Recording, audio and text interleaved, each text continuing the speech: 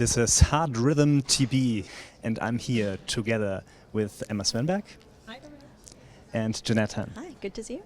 So we are talking today about digital health and the great digital debate. Well, mHealth, mobile health, digital health approaches. This is of course something what we see more and more, not just in the hands of our patients, but of course also now in the care of our patients, in the implementation into clinical pathways. And this is of course a topic which is new. And new but old.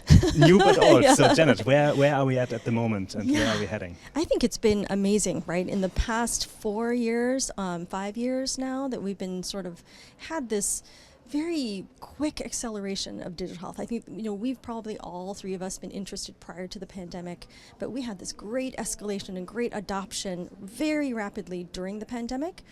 And I think what we're finding now is that we know how to use these devices, right?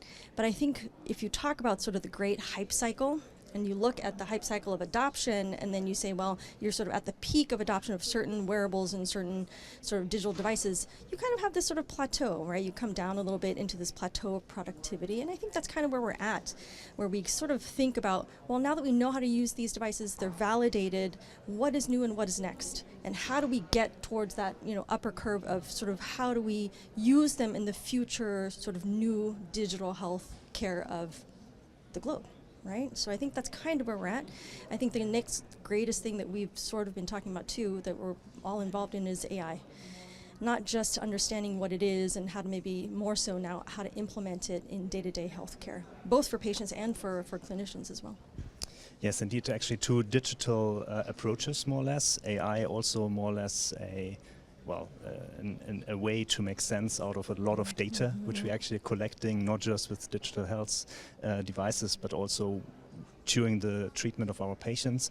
And like you said, actually an initial hype, and then actually a plateau thing where we actually realize, there might be actually some things which might be more difficult than we thought. And this actually, Emma, now the next point what I would like to talk to you with about. So why is it so difficult? You also, together with ERA, you were actually heading one of those practical guide manuscripts, how to implement and how to use digital health for the management and also treatment of atrial fibrillation.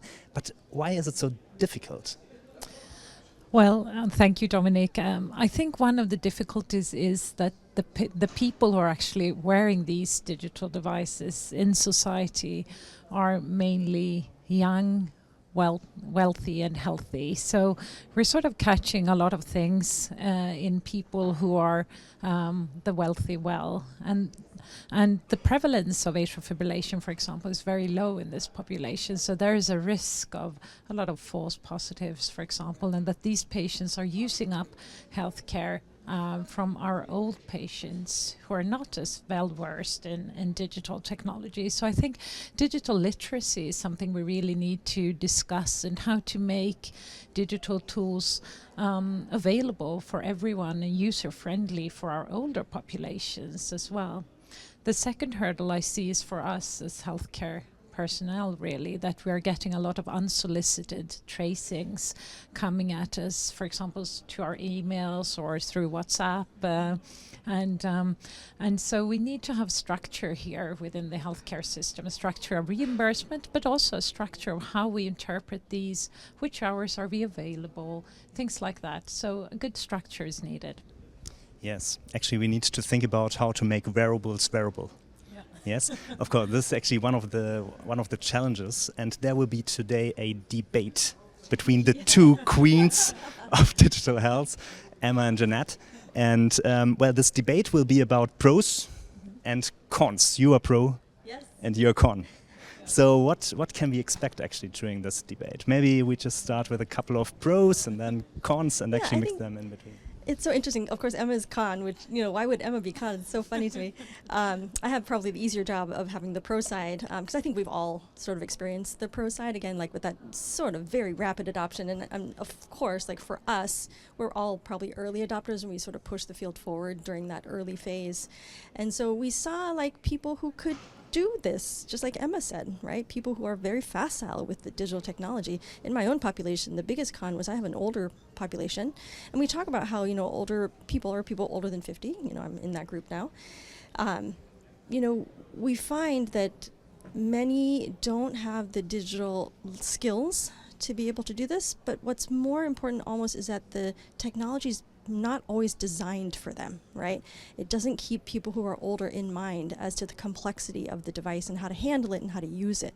So we found that out firsthand, that we needed sort of shepherds to use digital technology in sort of a good workflow like you talked about. And I also think I'm also a little surprised to be arguing the con side, to be honest, but I'll do my best. But I also think one of the hurdles is co-design. So like you mentioned, we bring patients in to the devices, but maybe at a later stage. And I think we need to engage them earlier to really know what they want. This is not an easy journey, though. I've tried some co-design, and instead of going like in a very linear fashion when you're developing things, you go like in a very unlinear fashion. But I think in the long run, maybe you'll achieve a better goal. But this is something I think we need. Yes, actually involving patients not just during the use of those wearables, but also during the design, actually how to set everything up. I completely agree. The thing is, of course, also sometimes I think one of the challenges is not just to get an app to a patient, but also to make sure that an app or a wearable device is continuously used. This mHealth fatigue, which I think is present more or less every time when we start something new, right? And this is also something which actually means that it is not just the app, but also integrating the app into the conversation with the patient, explaining why this is important to use now this app, and why this app actually can help us physicians or also nurses and other allied health to actually use the information. Yeah, and I'll add on that, because I think you did it very well in the Telecheck AF study, where you prescribed the app for a period of time. So it was very obvious, both for the healthcare professionals and for the patients, how to use it and when to use it. And that's also a way of structuring care and getting rid of this tiredness that you can otherwise have, or the fatigue. Yes. And I think the other thing I'd add is, we're all on the digital health paper together about just the patient journey.